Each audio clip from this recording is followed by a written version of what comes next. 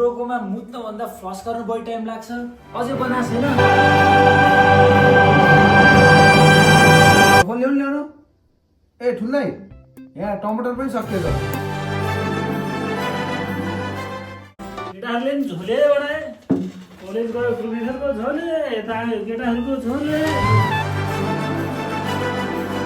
टेबलमा ल्याएको च्याङ्राको सुकुटी पनि छ, त्यसलाई ठक्क मिलाएर पकाउनुहोस्। हामी चाहिँ यसो एकन प्याक लाउने गर्छौँ है।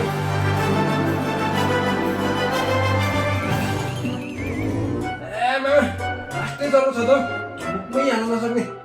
ला 2 चोटि पो नुन राखेछु क्या हो। सरी है केटा। अब यतै खरिनु पठाउनु बोलाऊ मामा। खरिन त त्यस्तै हो भन्छ।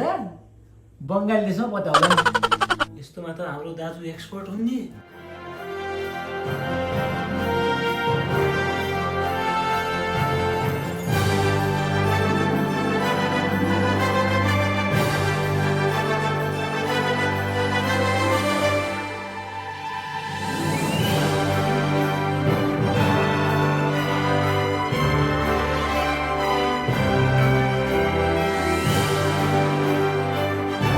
कोटै त नगर्ला तर यस्तो पाराले जिन्दगी चलाउन चाहिँ गाह्रै हुन्छ।